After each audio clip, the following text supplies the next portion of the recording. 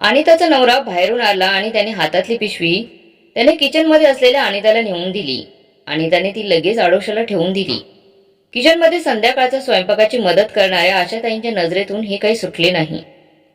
थोड्या वेळी नवऱ्यासाठी चहा घेऊन जाताना अनिता ती पिशवी सोबत घेऊन गेली आणि थोड्याच वेळात तिच्या दोन्ही मुलांना तिने तिच्या खोलीतून आवाज दिला, सार्थक, सान्वी, जरा इकडे या. तसे दोघेही आत गेले. लहान अर्णव सुद्धा दोघांच्या मागे मागे आत जायला लागला. त्याला पाहून अनिता म्हणाली, अर्णव, तू थोडा वेळ बाहेरच थांब. तसं पडलेल्या चेहऱ्याने अर्णव खोलीतून बाहेर आला आणि आजीला शोधत स्वयंपाकघरात गेला. आजीने हसत हसत त्याला विचारलं, काय मग लाडोबा, खेळून झालं की नाही तुझं?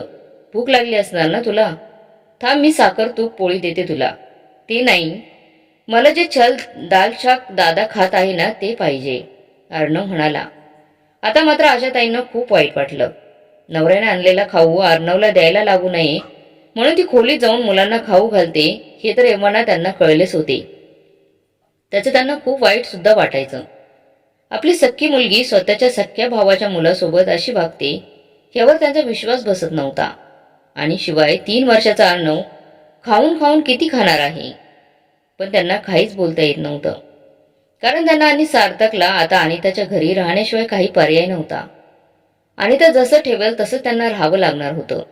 आणि आईविना वाढणाऱ्या अर्णवचा विचार त्यांच्या सख्ख्या बापाने सुद्धा केला नव्हता, तर मग आत्याकडून तरी काय अपेक्षा ठेवणार होत्या? आताशा हे रोजच घडत होतं. काही चांगलं चुंगलं घरात आलं की अनिता ते अर्णवपासून आणि अर्थातच आशाताईंपासून, स्वतःच्या आईपासूनही लपून ठेवायची. तशी पाहता अनिताची परिस्थिती काही वाईट नव्हती. नवऱ्याची चांगली नोकरी देखील होती. स्वतःचं व्यवस्थित घर होतं. अनिताताई सुद्धा भाडेकरांकडून मिळणारी बरीचशी रक्कम अनिताला द्यायची, त्यांचा आणि अर्णवचा खर्च म्हणून. त्यामुळे दोघांना खर्च खूप कमी लागायचा. सुरुवातीला अनिता अर्णवचे खूप लाड करायची, पण आता बरेच दिवसापासून इथेच राहतोय म्हटल्यावर तिला वैताग यायला लागला होता. तसे पाहता सार्थकचा सुद्धा काही त्रास नव्हता. स्वतःच्या वयापेक्षा मुलापेक्षा बराच समंजस होता तो. पण नशिबाने त्याला असं दुसऱ्यांच्या घरी आश्रित म्हणून राहावं लागत होतं. याचा आशाताईंना वाईट वाटत होतं. सुरुवातीला आपल्या मुलीचं घर आहे म्हणून हक्काने राहणाऱ्या आशाताई आता स्वतःच सांभाळून वावरायच्या. घरकामात होईल ती मदत करायच्या, मुलांवर लक्ष ठेवायच्या, त्यांना आंघोळ घालून देण्यापासून ते शाळेत स्कूल बसपर्यंत नेऊन द्यायच्या, पाठवायच्या. त्या अनितावर असलेला भार आता बराच कमी झाला होता. त्यांना कळत होतं की अनिताला आता बहुधा आपली अडचण वाटायला लागलीये, म्हणून त्या जरा जास्त सांभाळून राहायच्या. एके दिवशी सकाळी त्या झोपेतून उठल्या तेव्हा त्यांना जाणवले की अर्णवला चांगलाच ताप आलाय. म्हणून त्यांनी लगेच जाऊन अनिताच्या रूमचा दरवाजा ठोठावला. जरा रागानेच अनिता रूमच्या बाहेर आली आणि आईला म्हणाली, काय झालं आई? अगं, आज रविवार, सुट्टीचा दिवस. इतक्या सकाळी कशाला उठवलंस तुम्हाला? अगं, अर्णवला ताप आलाय, तुझ्याकडे औषध आहे का? आशाताई म्हणाल्या. हो असे म्हणून अनिताने आतमधून तापाचं औषध आणून दिलं. आशाताईंनी अर्णवला बळेबळे चहा बिस्किट खाऊ घातलं आणि तापाचं औषध दिलं. थोड्या वेळाने अर्णव झोपी गेला. अनिता आरामात उशिरा उठली. रोज आशाताई तिच्यासाठी चहा नाश्ता करायच्या, पण आज त्या उठल्यापासून अर्णवजवळ बसून होत्या, म्हणून आज चहा नाश्ता अनितालाच करावा लागला. त्यामुळे अनिताची चिडचिड होत होती. थोड्या वेळाने अर्णव झोपेतून उठला. त्याला आता थोडंसं बरं वाटत होतं. बघता बघता तो सार्थक आणि सान्वीसोबत खेळायला सुद्धा लागला. थोड्या वेळाने सान्वी बाहेरून आत आली. तिने किचनमध्ये येऊन तिने फ्रीज उघडला. तिने फ्रीजमध्ये काल शिल्लक असलेली चॉकलेटे ठेवली होती, पण आता ती चॉकलेटे तिथे नव्हती, म्हणून सान्वी रडू लागली. आणि ते तिला समजावत होती की आपण दुसरं चॉकलेट आणूयात, पण सान्वी काही केले ऐकत नव्हती. तिचा आवाज ऐकून बाहेर खेळत असलेला सार्थक आणि अर्णव आतमध्ये आले. अर्णवला पाहताच आधीच वैतागलेली अनिता आणि त्याने मागचा पुढचा काही विचार न करता त्याच्या पाठीत एक धपाटा घातला. काय घडतंय याची अजिबात कल्पना नसलेला अर्णव त्या धपाट्याने एकदमच कळवळला. आशाताईंनी अनिताला अर्णवला मारताना पाहिले आणि एक संतापाची तीव्र लाट त्यांच्या मस्तकात गेली. त्या अनिताला म्हणाल्या, काय ग, तुला काही अक्कल आहे की नाही? आधीच तापाने आजारी आहे पोरग आणि तू त्याला मारलंस. तुझा जीव नाही का कळवळला त्या पोरावर हात उचलताना? अगं, मग काय करू आई? तिचं चॉकलेट मिळत नाहीये, घरातून कुठं जाणार आहे? ह्यानं चोरून खाल्लं असेल, अनिता वैतागून म्हणाली. हा कशाला चोरून खाईल? बोलताना जरा भान ठेव. आजवर कधीही न विचारता काही खाल्ले का त्याने? आशाताई चिडून म्हणाल्या. मग कोण खाणार आहे? माझ्या मुलांनी कशाचीच कमी नाहीये, ते कशाला खाणार चोरून? हाच असेल खाणारा, अनिता म्हणाली. एकतर नक्की खरं काय हे माहीत नसताना कुणावर आरोप करू नये. आणि एका साध्याच्या चॉकलेटसाठी तू एका 3 वर्षाच्या मुलावर हात उचलतेस. आणि अर्णवला सुद्धा कशाचीच कमी नाहीये. त्याचा बाप त्याच्यासाठी काही घ्यायला समर्थ आहे हे तुलाही माहीत आहे. आशाताई म्हणाल्या.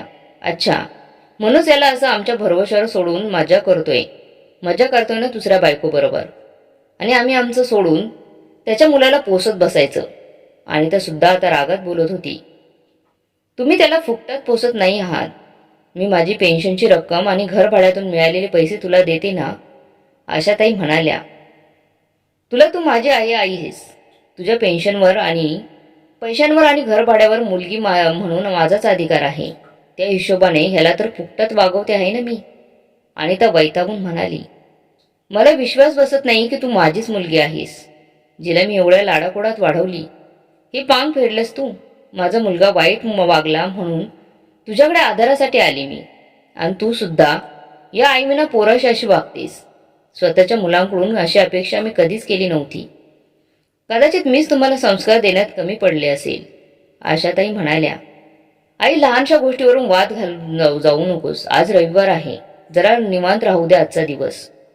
अनिता बेफकीरपणे म्हणाली आणि तिथून निघून स्वतःच्या खोलीत गेली. लहान अर्णव अजूनही आजीच्या खुशीत घाबरून घट्ट बिलगून बसला होता. त्याला पाहून आशाताईचं काळीच तुटत होतं. अर्णव जेव्हा झाला तेव्हा घराला वारस मिळाला म्हणून किती मोठा सोहळा केला होता. वैदेही तर अर्णवला सतत नजरेसमोर ठेवायची. पण वैदेहीवर काळाने घाला घातला आणि होत्याचं नव्हतं झालं. अवघ्या 1.5 वर्षाच्या अर्णवला सोडून वैदेही देवाघरी गेली. अर्णव वर्षभराचा होता तेव्हाच वैदेहीच्या किडनीला इन्फेक्शन झाल्याचं कळलं होतं. त्यानंतर बरेच उपचार केले. किडनीसाठी डोनर पण शोधला. वैदेहीच्या वहिनीची राधाची किडनी वैदेहीला मॅच पण झाली होती. पण ऑपरेशनच्या आधीच वैदेहीची तब्येत खूप खराब झाली आणि वैदेहीला वाचवता आले नाही. अजय तर बायकोच्या जाण्याने खूप दुःखी होता. आता कुठे वैदेही आणि त्याचं संसाराची सुरुवात केली होती आणि ती त्याला अशी एकट्याला सोडून गेली होती. अजय स्वतःच्याच दुःखामध्ये गुरफटून गेला होता. लहानग्या अर्णवकडे त्याचं जास्त लक्षच नव्हतं. वैदेहीचे दिवस कार्य होईपर्यंत वैदेहीच्या आईने आणि वहिनीने अर्णवला फुलासारखे जपले होते. पण अधूनमधून आशाताई यायच्या आणि अर्णवला जवळपास जबरदस्ती स्वतःजवळ घ्यायच्या. अर्णवच्या बाबतीत त्यांच्या मनात एक अनामिक भीती होती आणि एके दिवशी त्यांच्या अपेक्षेप्रमाणे घडले सुद्धा. वैदेहीचे दिवस कार्य आटोपल्यावर घरी जायला निघालेल्या तिच्या माहेरच्या माणसांनी जरा घुटमळत विषय काढला.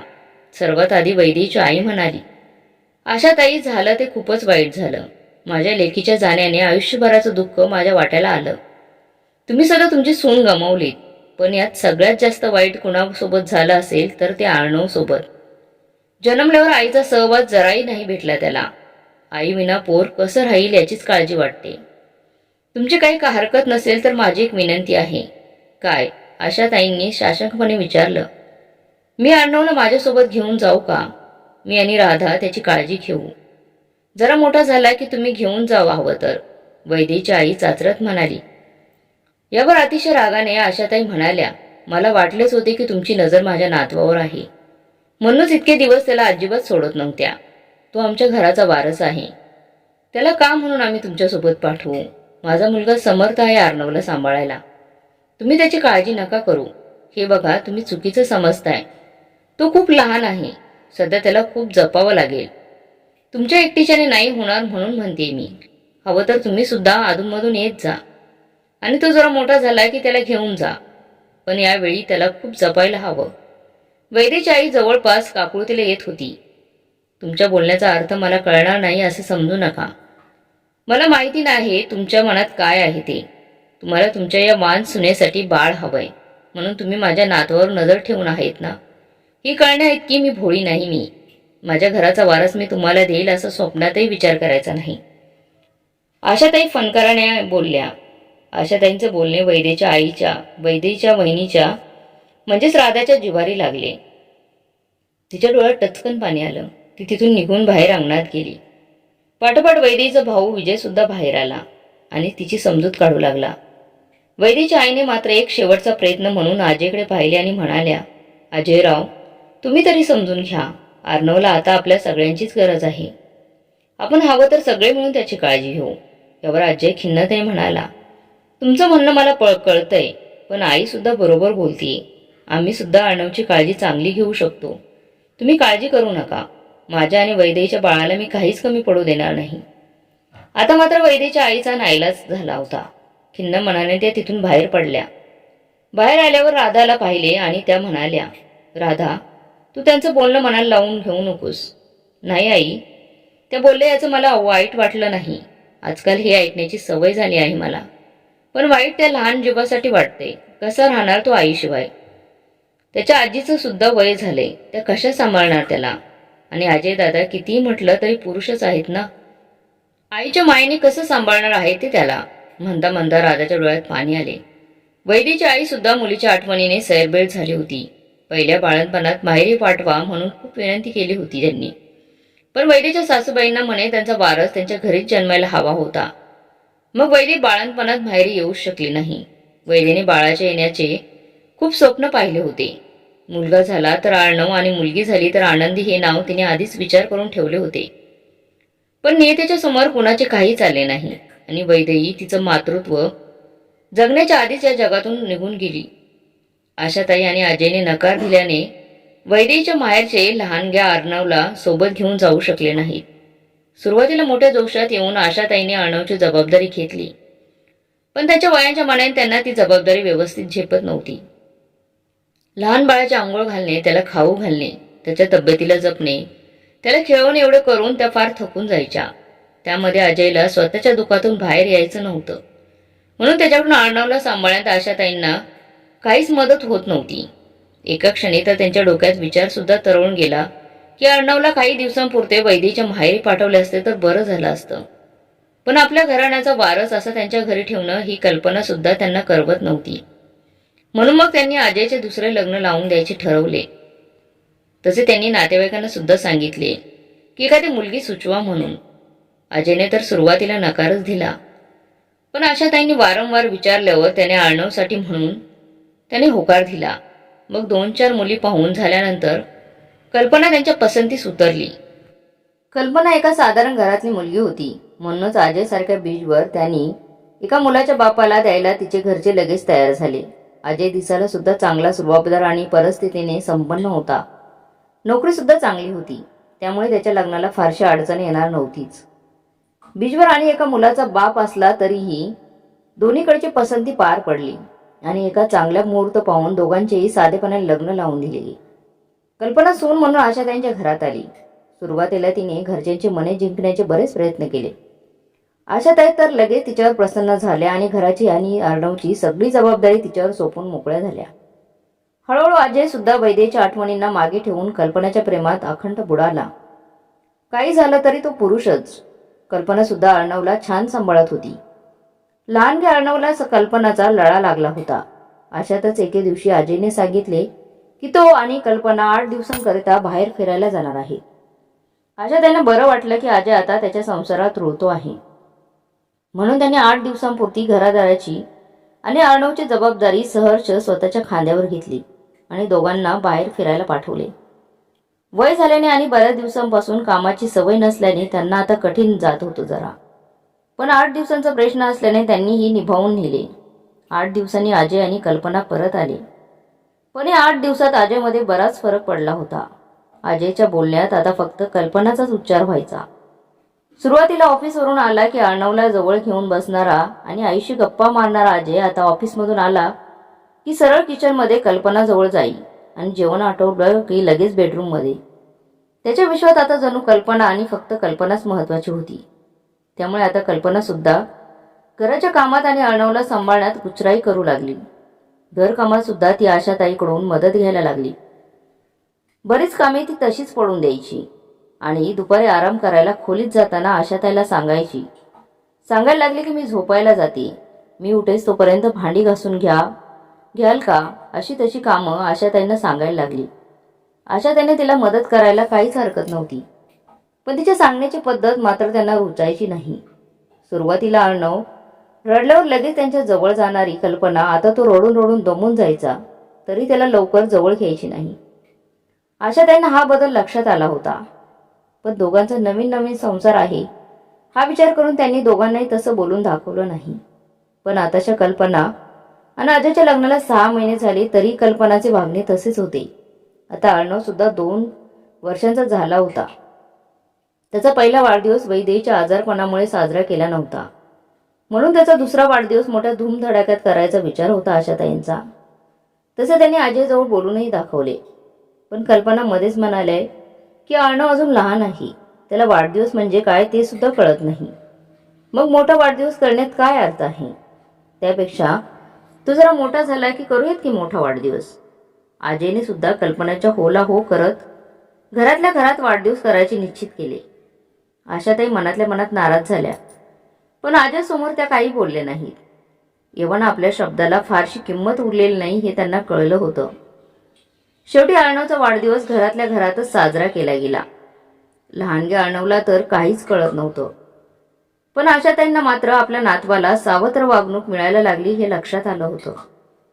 त्यांनी याबाबत अजयसोबत बोलायचे ठरवले, पण त्या काही बोलणार त्याआधीच एक दिवस अजय त्यांच्या जवळ आला आणि त्यांना म्हणाला, आई, काही माझ्या ऑफिसमधून मला काही दिवसांसाठी पुण्याला पाठवायचे ठरवले आहे, तर मला काही दिवसांसाठी जावं लागेल.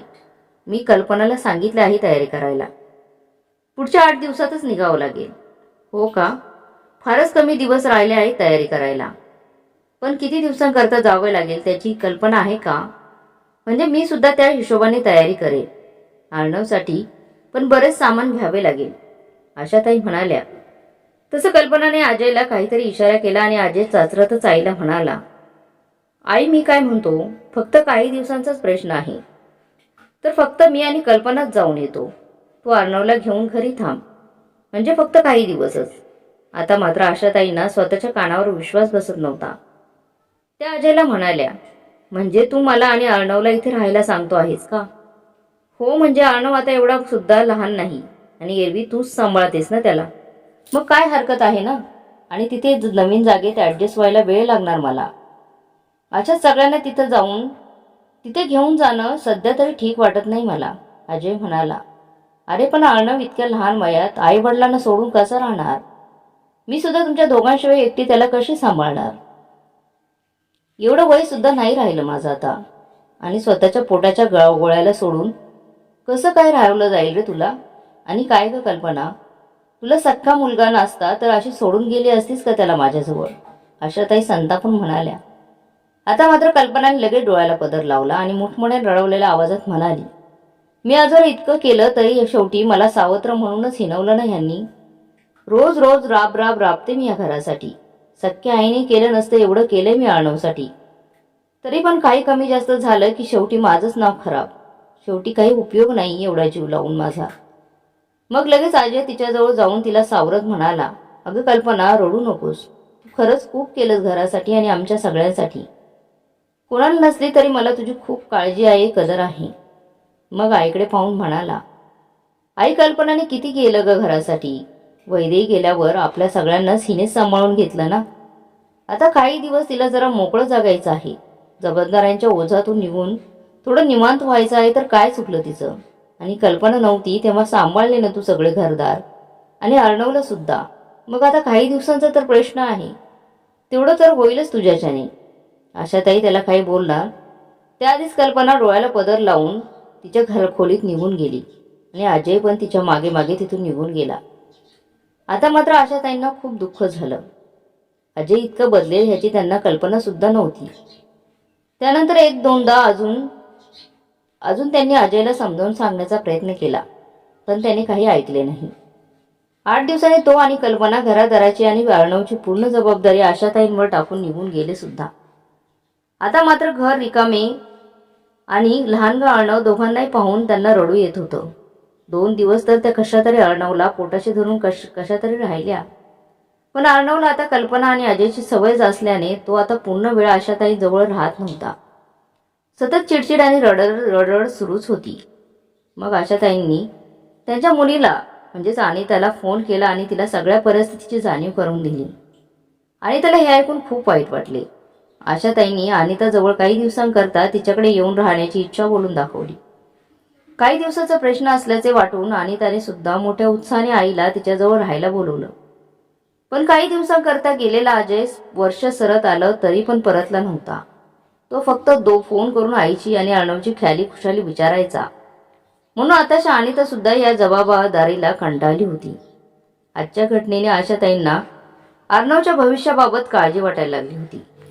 ती विमानस्थ अवस्थेत वारणवला घेऊन तशाच बाहेर पडल्या आणि जवळच्या स्वामींच्या मंदिरात जाऊन बसल्या. त्यांनी देवाला अंतःकरणापासून हात जोडले आणि त्यांच्या मनातील अर्णवबद्दल असलेली काळजी बोलून दाखवली. त्यानंतर त्या बराच वेळ अर्णवला मांडीवर घेऊन विचार करत तिथेच बसल्या होत्या. अचानकच त्यांचं लक्ष समोर गेलं. एक अनोळखी चेहरा त्यांच्या समोर आला आणि त्यांनी लगेच तिला ओळखले. ही राधा होती, वैदेहीची वहिनी. तितक्यात राधाचं लक्ष सुद्धा आशाताईंवर गेले आणि त्यांच्या मांडीवर असलेला अर्णव सुद्धा. अर्णवला पाहताच ती धावत त्यांच्या जवळ गेली आणि पटापट त्याचे मुके घेतले. तिच्या चेहऱ्यावर आनंद, त्यांच्या डोळ्यातील आनंद अश्रू आशाताईं पाहतच राहिल्या.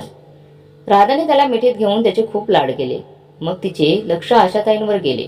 जरा अवघड होऊन तिने अर्णवला खाली ठेवले आणि आशाताईंना नमस्कार करत आदमीने म्हणाली, माफ करा, मी तुम्हाला न विचारता अर्णवला जवळ घेतले. पण इतक्या दिवसांनी त्याला पाहून मला राहवलेच नाही. ती अर्णवकडे पाहत म्हणाली, तू इकडे कशी काय? म्हणजे तुम्ही राहता तो भाग तर इथून दुसऱ्या टोकावर आहे ना? आशाताईंनी विचारले. हो, पण इकडे एक जुनी मैत्रीण राहते. ती आजारी होती म्हणून तिला पाहायला आले होते. जाताना मंदिर दिसले म्हणून दर्शनाला आले आणि देवाची कृपा म्हणून आज कितीतरी दिवसांनी अर्णवची भेट झाली. राधा यावर म्हणाली. यावर आशाताई काही बोलल्या नाही. त्या फक्त राधाला पाहतच होत्या. मग राधा जरा हिंमत करून पुढे म्हणाली, तुमची हरकत नसेल तर एक बोलू का? बोल ना, आशाताई म्हणाल्या. आई खूप आठवण काढतात अर्णवची. त्याला बघण्यासाठी खूप व्याकुळ होतात. तुमची हरकत नसेल तर एकदा आईची आणि अर्णवची भेट घडवून द्याल का? राधा म्हणाली. आईनं खूप आनंद होईल. का नाही? आशाताई त्यांच्याही नकळत बोलल्या. हो, खरंच. कधी घेऊन येऊ आईने इथे? राधाने अत्यानंदाने विचारले. इथे नको, काहीचा विचार करत आशाताई म्हणाल्या. त्यापेक्षा तुमच्या घरी जाऊयात आत्ताच. राधाचा विश्वासच बसत नव्हता.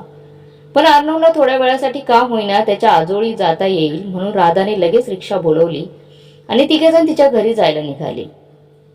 थोड्याच वेळात रिक्षा राधाच्या म्हणजेच अर्णवच्या आजोळच्या घरी पोहोचली सुद्धा. राधासोबत अर्णवला आलेलं पाहून राधाच्या सासूबाई एकदमच हरकल्या. त्यांनी त्याला जवळ घेतले, डोक्यावरून हात फिरवला आणि मिठी मारली. त्याचे मामा आणि आजोबा सुद्धा त्याला पाहून आनंदून गेले होते. त्याचे किती लाड करू आणि किती नाही असे झालं होतं सर्वांनाच. लहानग्या अर्णवला हे सर्व काय होते ते कळतच नव्हतं. पण बऱ्याच दिवसांनी आशाताई व्यतिरिक्त आणखी मायेची माणसं त्याला मिळाली होती. त्यांचा मायेचा स्पर्श त्यालाही कळत होता. इथे आल्यावर त्यालाही आपुलकी जाणवत होती. इथे सगळेजण त्याचे लाड करत होते. आशाताई हे सर्व पाहत होत्या. मनातल्या मनात त्यांनी काहीतरी विचार केला आणि वैदेहीच्या आईला बाजूला नेले आणि विचारले, विहीनबाई, तुमच्या राधाने अजूनही गोड बातमी दिलेली नाही का? नाही म्हणजे अजून तरी नाही, वैदेहीची आई म्हणाली. मग एखादे मूल दत्तक घेण्याचा विचार का नाही करत? आशाताई म्हणाल्या. मूल दत्तक घेणं सुद्धा एवढं सोपं नाही आजच्या काळात. त्याला सुद्धा नशीब बलवत्तर असावं लागतं. तसं आमच्याही मनात आहेच. घरात एखादं मूल असेल तर घराला घर पण येतं. वैदेहीच्या आईने उत्तर दिले, आमच्या अर्णवला घ्याल दत्तक. राधासारखी आई मिळाली ते त्याचंही बालपण धन्य होईल. आशाताई निरर्थक म्हणाल्या. वैदेहीच्या आईला स्वतःच्या कानावर विश्वासच बसला नाही. त्या आशाताईकडे एकटक पाहतच बसल्या. मग आशाताईच पुढे म्हणाल्या, तुम्ही बरोबर ऐकलंय. मला जाणीव झाली की अर्णव तुमच्या घरी जास्त आनंदात राहील. आणि मग आशाताईंनी वैदेहीच्या आईला न संकोचता सगळी घडलेली घटना सांगितली. कल्पनेने अर्णवला दिलेली सावत्रपणाची वागणूक, अजयच्या अर्णवच्या बाबतीत झालेला निष्काळजीपणा आणि त्याने अर्णवला दिलेली आश्रितासारखी वागणूक हे सगळं सांगितलं. त्यांना वाटत असलेली अर्णवची भविष्याबद्दलची काळजी सुद्धा बोलून दाखवली. आजवर अर्णवला भेटू न दिल्यामध्ये मोकळ्या मनाने माफी सुद्धा मागितली. सगळं झाल्यावर त्या वैदेहीच्या आईला म्हणाल्या, माझं आता वय झालंय आणि अर्णवला मी एकटी सांभाळू शकणार नाही याची मला जाणीव झाली. अर्णव माझ्या घराचा एकुलता एक वारस, त्यामुळे आजवर त्याला स्वतःपासून दूर करण्याचं धाडस होत नव्हतं. पण मला आता कळून चुकलंय की त्याच्याकडे वारस म्हणून पाहण्याआधी एक मूल म्हणून पाहायला हवं, ज्याला ह्या क्षणी सर्वात त्याच्या मायेच्या माणसाची गरज आहे. आशाताईंचं बोलणं ऐकून वैदीची आई, बाबा आणि भाऊ आणि राधाबाईंच्या डोळ्यात अश्रू दाटून आले. राधाने त्या अर्णवला उचलून घट्ट छातीशी कवटाळले. एवढ्याशा पोराने एवढं सहन केले हे ऐकून सारेच हळहळले होते. पण आशाताई त्याच्या भविष्याचा विचार करून स्वतःच्या काळजाचा तुकडा त्यांना देऊ केला याचं कौतुक जास्त त्यांना जास्त वाटत होतं. आशाताईंनी सुद्धा हा निर्णय काळजावर दगड ठेवून घेतला होता. वैदेची आई आशाताईंना म्हणाली, आशाताई, हा निर्णय घेऊन तुम्ही आम्हाला आमच्या आयुष्यातली सर्वात मौल्यवान भेट दिली. पण माझी तुम्हाला अजून एक विनंती आहे. विनंती कसली? कसली विनंती? आमची इच्छा आहे की तुम्ही सुद्धा अर्णव बरोबर आमच्या सोबतच राहावं. आजवर तुम्ही अर्णवला तळहाताच्या फोडाप्रमाणे सांभाळला आहे. आमच्या झोळीत हे सुख देताना तुम्ही त्या सुखाला पारख्या झाल्या तर हे सुख कायम एकांगी राहील. अर्णवला तुमच्या मायाची सावलीची सुद्धा तितकीच गरज आहे. आपण सगळे मिळून अर्णवला खूप प्रेम देऊ. वैदेची आई भाऊक होत म्हणाली. सुरुवातीला संकोच म्हणून आशाताईंनी टाळाटाळ केली. मी येऊन जाऊन राहील असे म्हणाल्या, पण खरं तर त्या अर्णवपासून दूर राहू शकणार नव्हत्या. म्हणून मग नेहमीप्रमाणे वसंतराव नाईक सकाळचा चहा घेऊन टेबलाकडे आले आणि आपल्या पत्नीला हाका मारू लागले. अहो मंडळी, उठा, चहा तयार आहे आता. वसंतरावांची ही सकाळची रोजचीच पद्धत होती. चहा करायचा आणि आपल्या पत्नीला चहासाठी बोलवायचे. मग सुमित्राबाई तोंड धुवायच्या आणि खुर्चीवर चहासाठी येऊन बसायच्या. वसंतरावांनी चहासाठी सुमित्राबाईंना हाक मारली, परंतु सुमित्राबाईंकडून काहीच उत्तर आले नाही. म्हणून वसंतराव उठले आणि बेडरूम मध्ये गेले. त्यांनी झोपलेल्या सुमित्राबाईंकडे पाहिले, मात्र त्यांच्यात लक्षात आले काहीतरी गडबड आहे. सुमित्राबाईंचा चेहरा वाकडा झाला होता आणि एक हात कॉट खाली लोंबत होता. त्यांनी अंगाला हात लावला. शरीर गरम होते, परंतु हॉस्पिटलमध्ये ऍडमिट करण्याची गरज होती. ते धावत बाहेर गेले आणि शेजारच्या बाळ्याला हाक मारू लागले. बाळ्या, बाळ्या, लवकर ये, सुमित्राची तब्येत बरी दिसत नाहीये. झोपेत असलेला बाळ्या ताडकन उठला आणि तो व त्याची बायको अरुणा धावत वसंतरावांच्या घरात आली. सुमित्राबाईंचा चेहरा वाकडा झालेला दिसला. अरुणाने गार पाणी घेतलं आणि त्यांच्या चेहऱ्यावर मारलं, तसेच कांदा फोडून नाकावर लावला. पण सुमित्राबाईंकडून कसलाच रिस्पॉन्स नाही. हे पाहून बाळ्या म्हणाला, मास्तर, काकूंना हॉस्पिटलमध्ये न्यावं लागेल, मी माझी रिक्षा घेऊन येतोय. असं म्हणून बाळ्या धावत कपडे बदलायला गेला. पाठोपाठ त्याची बायको अरुणा पण गेली. वसंतराव सुन्न होऊन सुमित्राबाईंच्या बाजूला बसले. काय होतं आहे त्यांच्या लक्षात काही येईना. काल रात्री 11 वाजेपर्यंत आम्ही दोघं टीव्हीवर कार्यक्रम पाहत होतो. तेव्हा सुमित्रा बरी होती. तिने कसलीच तब्येतीची तक्रार केली नव्हती. मी तिला नेहमी म्हणायचो, डॉक्टरकडे जाऊन एकदा सर्व तपासून घेऊ. पण तिचं नेहमीचं म्हणणं, एकदा डॉक्टरकडे गेलो की डॉक्टर मागे लागतात. मला काय होणार नाही, माझ्या मायाची सर्व मंडळी निरोगी. माझ्या बाबांनी शेवटपर्यंत एक गोळी घेतली नाही. एवढ्यात बाळ्या आणि अरुणा हजर झाली. दोघांनी सुमित्राबाईंना उचलून त्यांना रिक्षात घातले आणि अरुणा आणि वसंतराव मागे बसले. रिक्षा चालवायला बाळ्या ते तालुक्याच्या गावाकडे निघाले. रिक्षा चालवता चालवता बाळ्याच्या मनात विचार करू लागला, बहुतेक पॅरालिसिस असावा. अशा पेशंटला राण्याच्या हॉस्पिटलमध्ये ऍडमिट करतात. वसंतरावांना मात्र मोठं टेन्शन आलं. मुलगा अमेरिकेत आणि ही दोघं वयस्कर इकडे गावाला राहत होते. सकाळचे 8 वाजत होते. डॉक्टर राणे 9:30 वाजता कॅबिनमध्ये येतील. तोपर्यंत हॉस्पिटलमध्ये जाऊन बाईंना ऍडमिट करूयात. बाळ्याची रिक्षा राणे हॉस्पिटल समोर येऊन उभी राहिली. बाळे आणि अरुणाने बाईंना उचलून आत घेतले आणि नर्सला बोलवले. नर्सने ब्लड प्रेशर तपासले आणि ऍडमिट करून घेतले. सिरियस पेशंट ऍडमिट झाल्याचे कळताच डॉक्टर राणे लगबगीने आले. त्यांनी झटपट उपचार सुरू केले. इंजेक्शन दिले आणि सीटी स्कॅन करायला पाठवले. रिपोर्ट येताच डॉक्टरांनी वसंतरावांना सांगितले, मेंदूला थोडासा धक्का बसलाय, परंतु त्या वाचल्यात. ब्लड प्रेशर फार वाढले होते. आता यापुढे कसा काय रिस्पॉन्स देतात ते पाहूया, असं म्हणून डॉक्टरांनी औषधांची चिठ्ठी वसंतरावांच्या हातात दिली. वसंतराव सुन्न बसून होते. त्यांच्या डोळ्यासमोर घरचे चित्र आले. आपण दोघेच राहणारे. मुलगा उदय अमेरिकेत. तशाच 4 महिन्यापूर्वी त्याने मूळ पंजाबी पण अमेरिकेत लहानाची मोठी झालेल्या मुलीबरोबर लग्न केलेले. या लग्नाला त्याच्या आईचा कडवा विरोध होता. सुनेचा म्हणजेच रसिकाचा फोटो पण त्यांनी पाहिलेला नव्हता. उदयने लग्नासाठी येण्याचा खूप आग्रह केला. विमानाची तिकिटे पण पाठवलेली, पण त्याच्या आईने ठाम नकार कळविला. वसंतरावांच्या मनात आलं, आपल्या मधल्यामध्ये नाईलाज. आपल्या पत्नीसमोर काही चालत नाही. तिचा स्वभाव कोपिष्ट. रागाने घर डोक्यावर घेईन म्हणून आपणच गप्प बसावे लागते. तो राग मनात ठेवून ती असावी. त्यामुळे एवढे प्रेशर वाढले आणि हॉस्पिटलमध्ये आणावं लागलं तिला. आता डॉक्टर काय सांगतात ते पाहायचे. एवढ्यात अरुणा म्हणाली, गुरुजी उदय भाऊजींना कळवा तरी. बाळ्या पण म्हणाला, नाईक गुरुजी मी उद्याला फोन करू का? विचार मग्न नाईक गुरुजी बाळ्याच्या प्रश्नाने दचकले. नको इतक्यात, 2 दिवसांनी किती फरक दिसतोय बघूयात. आणि त्याला कळवून तरी काय उपयोग? तो 7 समुद्र पलीकडे, त्याला यायला किती वेळ लागेल माहीत नाही. आणि त्याच्या बायकोचं नाव घेतलं तर नाईकबाई घर डोक्यावर घेते. त्यापेक्षा बघूया वाट. बाळ्या गप्प बसला. अरुणा नाईकबाईंच्या शेजारी बसून होती. नर्स अधूनमधून येऊन सलाईन चेक करत होती. नवीन नवीन इंजेक्शन टोचत होती. रात्री वसंतरावांना घरी पोहोचवून बाळ्या परत आला. रात्री पेशंट शेजारी अरुणा आणि बाहेर पॅसेजमध्ये बाळ्या. दुसऱ्या दिवशी दुपारी नाईकबाई हात हलवू लागल्या. डॉक्टर तपासून जात होते. औषधे बदलून देत होते. तिसऱ्या दिवशी नाईकबाईंच्या तब्येतीत थोडी सुधारणा दिसू लागली. रात्री राऊंडला आल्यावर डॉक्टर म्हणाले, औषधांनी त्यांना एवढ्यावर आणले. आता पुढे फिजिओथेरपी करायला हवी. आपल्या भागात चांगले फिजिओथेरपिस्ट नाहीत. तेव्हा मोठ्या शहरात नेऊन निदान 3-4 महिने फिजिओथेरपी करावी लागेल. त्यानंतर माझ्या अंदाजाने त्या हिंडू फिरू लागतील. तोपर्यंत आपल्या हॉस्पिटलमधील नर्स थोडेफार फिजिओथेरपी उपचार करतील त्यांच्यावरती. डॉक्टरांचे म्हणणे वसंतराव, बाळ्या, अरुणा ऐकत होते. वसंतराव चिंताग्रस्त झाले. आता काय करायचं? मोठ्या शहरात कशी व्यवस्था करायची? बाळ्या म्हणाला, मी उदयला फोन करतो. त्याचं मत बघूया काय आहे ते. ताबडतोब बाळाने उदयला फोन लावला. त्याच्या आईच्या आजाराबद्दल सर्व सांगितले. उदयला धक्का बसला. त्याने वसंतरावांकडे फोन द्यायला सांगितला. बाबा काय हे? 2 दिवसापासून आई हॉस्पिटलमध्ये आहे आणि आत्ता तुम्ही कळवताय? नाही रे बाबा, तुला कळवून तरी काय करायचं? तू एवढा लांब आणि एवढा लांबून तुला बोलवून काय उपयोग? आता तिची प्रगती आहे, पण फिजिओथेरपी करायला हवी. आपल्या भागात चांगला फिजिओथेरपी करणारा कोणी नाही असं डॉक्टरांचं मत.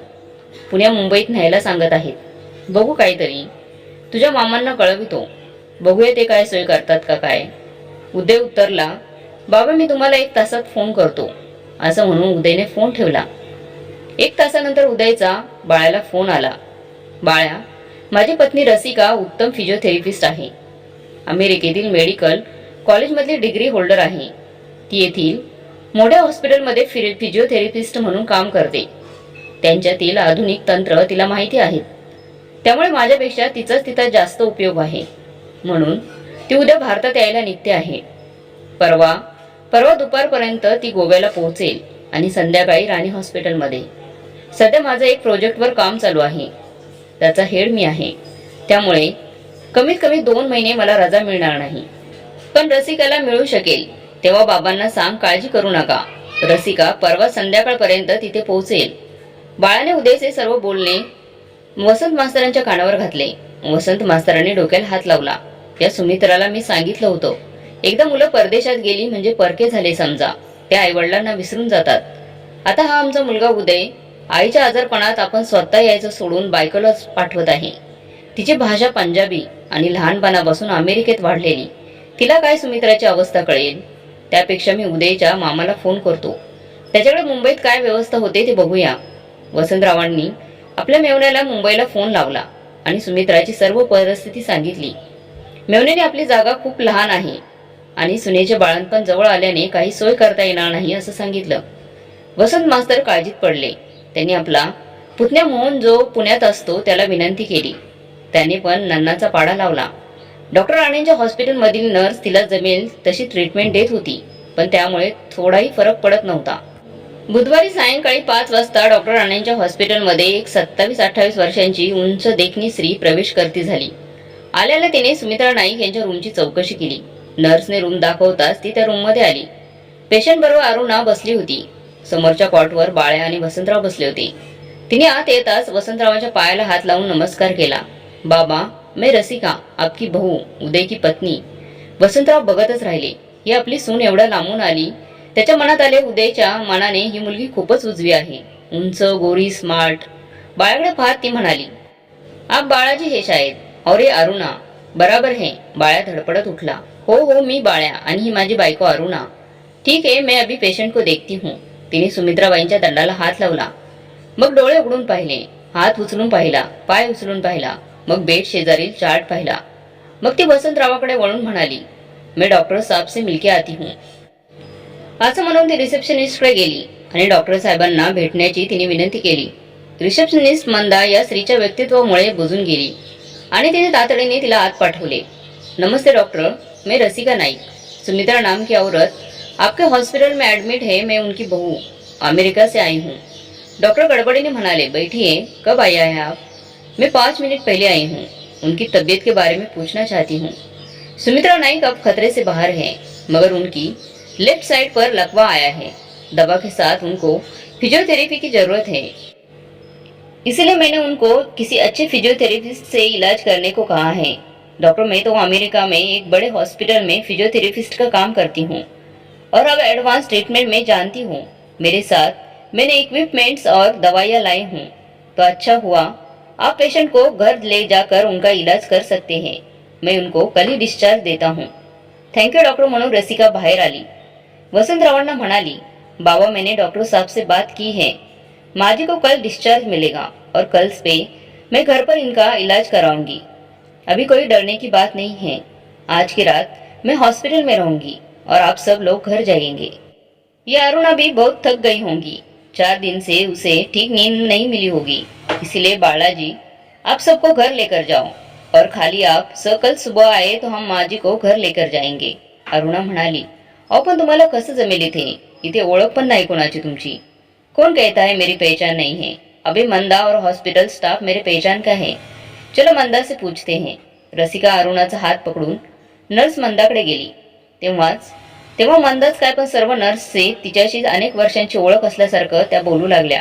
अरुणाला कळेना की जेमतेम 1 तासापूर्वी आलेली ती आणि तिने सर्वांची ओळख कशी केली ती. रसिका मंदाला म्हणाली, मंदा, मैं रात को यहाँ ठहरती हूँ और बाकी सब लोग काफी थके हैं. उन्हें घर भेजती हूँ, ठीक है ना? मंदा रसिकाकडे पाहून म्हणाली, हा राहा ना. आमची खोली बाजूला आहे, तिथे रात्री तुम्ही राहा. बाकी आम्ही आहोतच रात्रभर. कसलीच काळजी करू नका. बाबांना पण घरी न्या आणि उद्या डिस्चार्ज घेण्यासाठी या. अरुणा समाधानाने रूममध्ये गेली आणि तिने घरी जायची तयारी केली. वसंतराव काळजीच्या स्वरात म्हणाले, काळजी घे ग रसिका, तुझ्यावर विश्वास ठेवून आम्ही जातोय. सकाळी बाळा रिक्षा घेऊन येईल. सर्व मंडळी घरी गेली. रसिकाने सुमित्राबाईंचं अंग पुसून घेतलं. अंगावरचे कपडे बदलले. हॉस्पिटलमधील सर्व स्टाफ कौतुकाने बघत होता. आपापसात कुजबुजत होता. इथे एका घरात अनेक वर्ष राहणारी सून सासूची काय काळजी घेते ते आम्ही पाहतो, पण एवढ्या 50 तासांचा प्रवास करून आलेली ही मुलगी अनोळखी सासूची किती काळजी घेते बघा. आणि ती अरुणा सांगत होती, ह्या सुमित्राबाई म्हणे तिचं तोंड पाहणार नव्हत्या. ती पूर्ण रात्र रसिका हॉस्पिटलमध्ये राहिली. मधले 3 तास बाजूच्या नर्सच्या खोलीत विश्रांती घेतली आणि बाकी हॉस्पिटलचा स्टाफ सोबत होताच. सकाळी बाळा रिक्षा घेऊन आला. तोपर्यंत रसिकाने डिस्चार्ज घेऊन हॉस्पिटलचे बिले भागून घरी जाण्याची तयारी केली होती. दोन्ही बाजूला उचलून हॉस्पिटल स्टाफने त्यांना रिक्षात झोपवलं. रसिका बाजूला बसली आणि सर्व हॉस्पिटल स्टाफने रसिकाला बाहेर येऊन निरोप दिला. रिक्षा घरी पोहोचली आणि रसिका आणि अरुणाने पुन्हा सुमित्राबाईंना उचलून घरात आणले आणि बेडवर झोपवले. रसिका आपलं घर पाहत होती. भारतात ती 4-5 वेळा येऊन गेली होती, पण थेट विमानतळ आणि टॅक्सीने पंजाबमधील नातेवाईकांची हवेली, कोकणातील उतरत्या छपरांची जांभाळा, दगडांची घरे ती प्रथमच पाहत होती. रसिका पूर्ण घर फिरली. मागील दारची पाण्याने तुडुंब भरलेली विहीर तिने पाहिली. विहिरी पलीकडची नारळी पोफळीची झाडे तिला आवडून गेली. घराच्या दारातील तुळशी वृंदावन ती प्रथमच पाहत होती. देवासाठी स्वतंत्र खोली, स्वयंपाकघरात गॅस सोबतच मातीची चूल तिला नवीन होती. अमेरिकेत भारतात भूगोल शिकवताना तिने हे सर्व वाचले होते. आत्ता प्रत्यक्षात ती पाहत होती. तिने आपली बॅग सासूबाईंच्या खोलीतच ठेवली, कारण रात्रंदिवस त्यांच्यावर व्यवस्थित लक्ष ठेवायला मिळेल म्हणून. तोपर्यंत अरुणने सर्वांसाठी चपाती भाजी आणली. रसिकाने बाबांना चपाती भाजी दिली आणि आपण खायला बसली. भाजीबरोबर चपातीचा एक तुकडा तोंडात टाकला. मात्र तिला हे खाणं फारच आवडलं. माहेरी पंजाबी जेवण जेवून जेवून त्याची सवय झाली होती, पण हे महाराष्ट्रीयन जेवण तिला खूपच आपलेसे वाटले. तिने ठरवलं, अरुणाकडून हे जेवण शिकून घ्यायचे. शेवटी माझ्या नवऱ्याला सासू सासऱ्यांना हे जेवण आवडतं, त्यांच्या आवडीचे जेवण मला यायलाच हवं. मग तिने बेडवरील सुमित्राबाईंकडे मोर्चा वळवला. तिने अरुणाला बोलवले आणि फिजिओच्या नियमाप्रमाणे बेडची दिशा बदलून घेतली. पहिल्यांदा तिने पेशंटचा हात हातात घेतला आणि हाताचे व्यायाम सुरू केले. हे 15 मिनिटे केल्यानंतर डाव्या पायाचे व्यायाम सुरू झाले. मग हात आणि पायावर अमेरिकेवरून आणलेल्या रोलरने शेक दिले. मग चेहऱ्याचे व्यायाम, मग डोळ्याचा व्यायाम असे अनेक व्यायाम सटासट सुरू झाले. 2 तासाचे व्यायाम सुरू होते आणि वसंतराव, बाळे आणि अरुणा आश्चर्याने बघत होती. या एवढ्याशा मुलीच्या अंगात किती ताकद आहे असे वसंतराव मनातल्या मनात म्हणत होते. 2 तास व्यायामानंतर अमेरिकेतून आणलेले जेल अंगावर पसरवले आणि अरुणाच्या मदतीने गरम पाण्याची आंघोळ. सुमित्राबाईंना गाढ झोप लागली. त्याच्यानंतर शेक सुरू असताना सुमित्राबाईंनी हाय म्हटले असं वसंतरावांना वाटले. त्यांना खात्री वाटू लागली की या उपचाराने सुमित्रा खडखडीत बरी होणार. त्यांना या मुलीबद्दल ममत्व वाटू लागले. कुठेही अमेरिकेत जन्म घेतलेली मुलगी उदयला मित्रांच्या घरी भेटते काय, दोघे प्रेमात पडतात काय, लग्न करतात काय आणि लग्नानंतर फक्त 4 महिन्यानंतर उदयची आई अर्धांगाने आजारी पडली म्हणून अमेरिकेहून तातडीने येते काय, सारेच आश्चर्यकारक होतं. दुसऱ्या दिवशी रसिकाने सासूबाईंकडून व्यायाम करून घेतलेच, पण अरुणाला बोलावून ती मालवणी जेवण शिकू लागली. शिवाय यूट्यूबवर बरीच माहिती होतीच. दुसऱ्या दिवशी तिने कुळिथाची पिठी केली. वसंतरावांना ती फार आवडली. मग ती भाकरी थापायला शिकली, पुरणपोळी करायला शिकली. वसंतराव पण सुनेला मदत करत होते. नारळ कुसून देत होते, कांदे लसूण सोलून देत होते. उद्याचा रोज फोन येत होता. आईची तब्येत सुधारते आहे या बातमीने त्याला आनंद होत होता. आपण स्वतः न जाता रसिकाला पाठवायचे ठरवले आणि रसिका एका मिनिटात तयार झाली.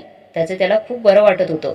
आता 2 महिन्यात प्रोजेक्ट संपला की आपण भारतात जाऊ आणि चांगले महिनाभर राहून आईची सेवा करू आणि येताना रसिकाला घेऊन अमेरिकेत येऊ अशी स्वप्ने तो पाहत होता. रसिकाच्या उपचाराने सुमित्रा डोळे उघडू पाहत होत्या, हाताची पायाची हालचाल करत होत्या. त्यांच्या डोक्यात सतत प्रश्न येत होता. आपल्या घरात वावरणारी ही स्त्री कोण हे त्यांना विचारायचे होते, पण बोलता येत नव्हते. रसिकाने आता त्यांच्या जिभेचे व्यायाम सुरू केले होते. त्यासाठी अमेरिकेतून एक कंपन पावणारे मशीन तिने आणले होते. त्यामुळे जीभ कंप पावत होती आणि तोंडात व्यवस्थित फिरत होती. रसिकाचा अंदाज होता साधारण 1.5 महिन्यात सासूबाई व्यवस्थित बोलू लागतील, चालू लागतील. तोपर्यंत न थकता हे व्यायाम व्हायला हवेत. दरम्यान चीनमध्ये एका व्हायरसने धुमाकूळ घालायला सुरुवात केली होती. लाखो लोक या व्हायरसने आजारी पडले. अनेक जण मेले सुद्धा. हळूहळू हा विषाणू जगभर पोहोचला. अमेरिकेमध्ये सुद्धा अनेक लोकांना बाधा झाली. हा विषाणू भारतात पण आला. त्यामुळे बाजारपेठा बंद करण्यात आल्या. भारत सरकारने पण देश बंद करण्याची घोषणा केली. विमानसेवा, रेल्वे सेवा बंद झाल्या.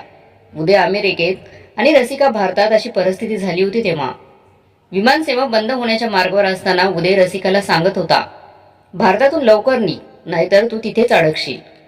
रसिकाने उत्तर दिले, सासूबाईंना पूर्ण बरे व्हायला किमान 2 महिने लागतील. तोपर्यंत मी भारत सोडू शकत नाही. भारतातही मोठ्यापासून छोट्यापर्यंत कारखाने, व्यवसाय बंद झाले. जिकडे तिकडे शुकशुकाट पसरला होता.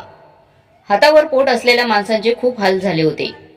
रसिकाच्या लक्षात आले, आपल्या गावातील तरुण तरुणी सध्या घरीच असतात. बारीक सारीक काम करणारे, मोलमजुरी करणारे, गवंडी काम करणारे काम नसल्याने घरी आहेत. सरकारने थोडेफार धान्य दिले तरी इतर व्यवहारांसाठी पैसे कोण देणार. रसिकाला वाटले आपण या मंडळींसाठी काहीतरी करायला हवं. तिने वसंतरावांना विचारले, अपने घर की कुछ जमीन वगैरह है क्या, जहाँ कुछ पेड़ लगा सकते हैं. वसंतराव म्हणाले, आमची 15 एकर जमीन आहे, पण ती डोंगराळ आहे. त्या भागात पाणी फारसे मिळत नाही. तो भाग सपाट करून घेतला पाहिजे. खूप खर्च येईल आणि खूप मेहनत करायला लागेल. सायंकाळी रसिका उदयशी फोनवर बोलली, आपण ती जमीन लागवडीखाली आणूया.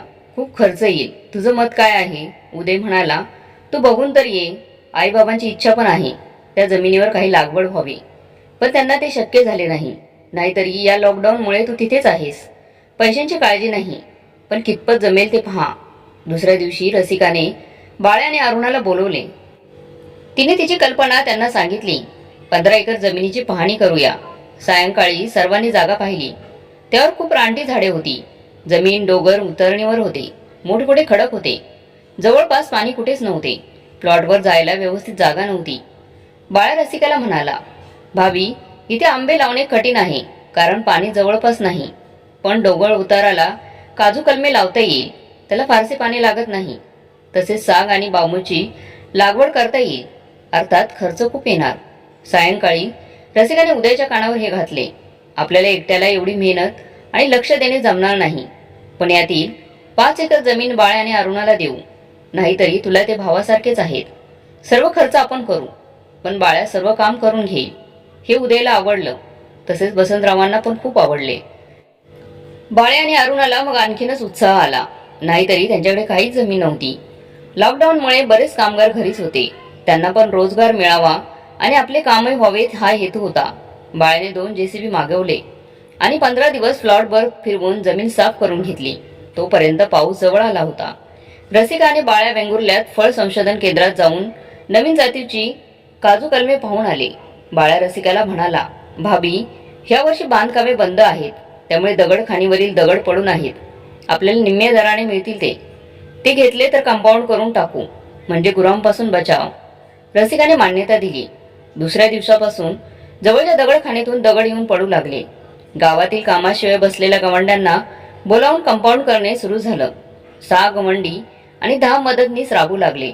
कंपाऊंड झाले तोपर्यंत पाऊस सुरू झाला. पहिल्या पावसातच वेंगुर्ल्यातून काजू कलमे आणली गेली आणि डोंगर उतारावर लावली. गावातील 10 माणसांना कामं मिळाली. मग आंबेगाववरून साग रोपे आणि बांबूची रोपे आणली. सुमारे 20 दिवसात पूर्ण बाग तयार झाली. वसंतराव रोज बाळ्याच्या रिक्षातून प्लॉटवर जात होते. 1.5 महिन्यात ओबडधोबड जमिनीवर एवढी बाग तयार झाली, हे सत्य की स्वप्न हे त्यांना कळेना. आपली पत्नी बरी झाली की तिला ही बाग दाखवायची हे त्यांनी ठरवले. या जमिनीवर बाग करण्याची तिची इच्छा होती, पण ती तिच्या सुनेने पूर्ण केली. सुमित्राबाईंची पण तब्येत पूर्ण पदावर येत होती. रसिकाच्या ट्रीटमेंटने त्यांचे सर्व अवयव काम करू लागले होते. आता त्या अडखळत बोलू लागल्या होत्या, थोडंफार चालू लागल्या होत्या. त्या हात हलवून ही मुलगी कोण असे वसंतरावांना विचारत होती. पण वसंतराव गालातल्या गालात हसत पण काही सांगत नव्हते. सुमित्राबाई बाळ्या आणि अरुणाला खून करून विचारत होत्या, घरात वावरणारी आणि माझी एवढी सेवा करणारी ही मुलगी कोण आहे. पण ती दोघं पण काही सांगत नव्हती. सारं जग स्तब्ध झालं होतं. अमेरिकेत कोरोना पेशंट वाढत होते. रसिकेला उदयची काळजी वाटत होती. त्याचे तिकडे वर्क फ्रॉम होम सुरू होतं. इकडे घरात तिचे सासू सासरे होते. शेजारी बाळ्या आणि अरुणा होती. या सर्वांची काळजी ती घेत होती. सर्वांना गरम पाणी, लिंबू सरबत, गरम पाण्याचा वाफारा सुरू होता. सुमित्राबाईंना आजारी पडून आता 3 महिने झाले होते. डॉक्टर राणेने दर महिन्याला तपासायला आणा असे सांगितले होते, पण कोरोनामुळे त्यांना हॉस्पिटलमध्ये नेता आले नव्हते. आता सुमित्राबाई थोडेफार चालतात, थोडेफार बोलतात, तेव्हा आता डॉक्टरांना दाखवावे असे रसिकाने ठरवले. तिने डॉक्टर राणे यांना फोन केला आणि पेशंटला केव्हा त्यांच्या हॉस्पिटलमध्ये आणू असे विचारले. डॉक्टर राणे म्हणाले, कोरोनामुळे त्यांना इथे आणणे धोक्याचे आहे. त्याऐवजी मी स्वतः तुमच्या घरी येत्या रविवारी येतो आणि पेशंटला पाहतो आणि तुमच्या हातचा चहा पाणी पितो. अशा रीतीने डॉक्टर राणे रविवारी वसंतरावांच्या घरी आले. पेशंटची तब्येत पाहून खुश झाले. त्यांना चालताना थोडे थोडे बोलताना पाहून त्यांना आनंद झाला. डॉक्टर सुमित्राबाईंना म्हणाले, सुमित्राबाई, तुम्ही बऱ्या झाल्यात कोणामुळे माहीत आहे का? माझ्यामुळे नाही, तर या तुमच्या सुनेमुळे. ही तुमची सून अमेरिकेहून धावून आली आणि ती स्वतः फिजिओथेरपिस्ट असल्यामुळे तिने तुमच्यावर उपचार केले. नाहीतर तुम्हाला मुंबईला किंवा पुण्याला न्यावे लागले असते. सुमित्राबाई तोंड उघडे ठेवून ऐकत होत्या. ही घरात वावरणारी, आपल्यावर उपचार करणारी, प्रेमाने वागणारी ही आपली सून, उदयची बायको. मग उदय कुठे आहे? या सुनेचे मी तोंड पाहणार नाही असे बोलले होते, म्हणून देवाने मला शिक्षा दिली होती की काय? पण या शिक्षेतून या मुलीनेच मला बाहेर काढलं. म्हणूनच मी यांना, बाळाला, अरुणाला विचारत होते की ही मुलगी कोण आहे. सगळे गालातल्या गालात हसत होते आणि काही सांगत नव्हते. सुमित्राबाईंनी खुणेने रसिकाला जवळ बोलवले. तिच्या केसावरून हात फिरवताना त्यांना रडू आले. किती गोड माझी पोर. अशी मुलगी लाखात एक शोधूनही सापडणार नाही. असेल पंजाबी की आणखी कोण, पण मालवणी जेवण पण सर्व करते आणि केवढी मोठी बाग तिने तयार केली. सुमित्राबाईंच्या डोळ्यातून अश्रुधारा वाहत होत्या आणि अमेरिकेतून आलेल्या त्यांची सुनबाई ती पुसत होती. हे दुर्मिळ दृश्य डॉक्टर राणे, वसंतराव आणि बाळ्या अरुणा पाहत होते. या सर्वांना पण घैवरून आले. डॉक्टर पण घैवरले होते, पण आपला घसा खाकरून ते म्हणाले, रसिकाचे आप. डॉक्टरांनी हिंदीत बोलायला सुरुवात करताच रसिका म्हणाली, डॉक्टर मराठीत बोललं तरी चालेल, मला आता मराठी येते. डॉक्टर म्हणाले, रसिकाचे तुम्ही मराठी शिकला नसता तर मला आश्चर्य वाटले असते. 3 महिन्यापूर्वी तुम्ही अमेरिकेतून 2 दिवसात इथे पोहोचलात आणि लगेचच सासूबाईंवर उपचार सुरू केलेत. ते माझ्या स्टाफने मला सांगितले. तेव्हाच मी ओळखले होते, हे पाणी काही वेगळेच आहे. एकदा परदेशी गेलेला तरुण आपल्या आईवडिलांना विसरतात, त्यांना वृद्धाश्रमात ठेवतात, हे कॉमन झालं आहे. या विषयावर अनेक कथा, कविता, नाटके आली. काही ठिकाणी परदेशी गेलेल्या मुलामुलींच्या पालकांची मंडळी स्थापन झाली आहेत. परंतु यातील काही मुलं आपल्या आईवडिलांची व्यवस्थित काळजी घेतात. एवढंच नव्हे तर शिक्षण किंवा पुरेसे पैसे जमले की परत आपल्या देशात येतात आणि आपल्या आईवडिलांना जपतात. यावर कुणी कथा, कविता किंवा नाटके किंवा आताचे व्हॉट्सअप, फेसबुक ब्लॉक करत नाहीत. रसिका, तुझे उदाहरण म्हणजे अशा परदेशी गेलेल्या पण परत भारतात येऊन स्थायिक झालेल्या आणि म्हाताऱ्या आईवडिलांची काळजी घेणाऱ्या मुलामुलींसाठी आदर्श आहे. मी आजच सुमित्राबाईंचे आजारपण आणि त्यांच्या सुनीने अमेरिकेहून येऊन केलेले उपचार यावर लेख लिहिणार आहे. मुंबईतील इंग्रजी, मराठी तसेच आम्हा डॉक्टर्स असोसिएशनच्या सेमिनारमध्ये मी पाठवणार आहे. रसिकासह सर्वजण सद्गदित झाले होते. रसिका आपले कौतुक ऐकून संकोचून गेली होती. सुमित्राबाई वारंवार रसिकाच्या केसावर हात फिरवत होती. वसंतराव, बाळ्या, अरुणा आणि सर्वजण डोळे पुसत होते. डॉक्टर्स पुढे म्हणाले, रसिका, सध्या जगात कोरोनाने धुमाकूळ घातला आहे. त्यामुळे तुझा नवरा तिकडे आणि तू इकडे अशी परिस्थिती झाली आहे. पण हा कोरोना लवकरच संपेल आणि विमान सेवा सुरू होईल. त्यावेळी तू तुझ्या नवऱ्याकडे परदेशी जाशील. मग मला प्रश्न पडतो, आमच्यासारख्या छोट्या शहरात कितीतरी सुमित्राबाईंसारखे पेशंट येतात आणि त्यावर मनासारखे उपचार करणारी रसिका नसते. त्यामुळे पेशंटमध्ये किती सुधारणा होणार यावर मर्यादा येते. असो, मी निघतो. या पेशंटची मला काळजी नाही. 2 महिन्यात हा पेशंट चालत माझ्या हॉस्पिटलमध्ये येणार आहे. डॉक्टर गेले. रसिका विचार करत होती.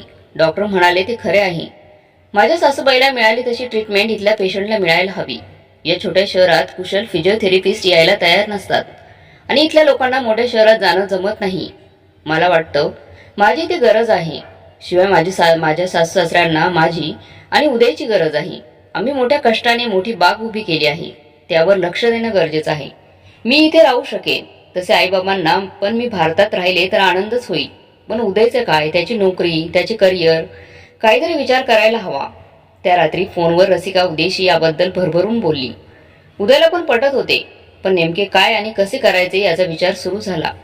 पुढील काही महिन्यात कोरोना कमी झाला तशी रसिकाने डॉक्टर राणेंच्या मदतीने त्यांच्या हॉस्पिटलमध्ये जागा मिळवली आणि सुमित्रा फिजिओथेरपी सेंटर तिने सुरू केलं. तिथे आपल्या मदतीस अरुणाला घेतले.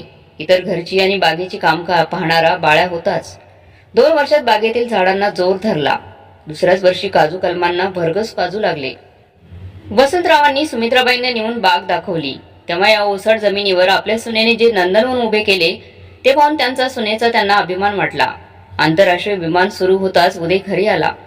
वर्क फ्रॉम होम सुरू असल्याने त्याची नोकरी व्यवस्थित सुरू होती. परत कंपनीने पुन्हा कंपनीत बोलवल्यास कंपनी सोडायची आणि भारतात दुसरी कंपनी स्वीकारायची व पुणे किंवा मुंबईमध्ये जॉब घ्यायचा हे त्याने ठरवलं. सुमित्रा फिजिओथेरपी सेंटरने थोड्याच दिवसात नाव कमावले. संपूर्ण जिल्ह्यातून डॉक्टर पेशंट पाठवू लागले. रसिका मनापासून उपचार करू लागली. उदय आपले काम संपले की बागेत जाऊ लागला. झाडांची मशागत करता करता त्याला भलताच आनंद होऊ लागला. वसंतराव नाईक गुरुजी आणि सुमित्राबाई लवकरच आजी आजोबा होणार असल्याची बातमी आली आणि नाईक कुटुंब आनंदात बुडाले. डॉक्टर राणे यांनी सुमित्राबाईंच्या आजाराबद्दल लिहिलेला लेख महाराष्ट्रातील सर्व अग्रणी वर्तमानपत्रात प्रसिद्ध झाला. डॉक्टर सोयानियर मध्ये प्रसिद्ध झाल्यामुळे भारतभर गाजला. हा लेख वाचून आणि त्यावरील चर्चा ऐकून परदेशी नोकरीनिमित्त गेलेल्या मुलांच्या आईबाबांच्या आशा पल्लवित झाल्या.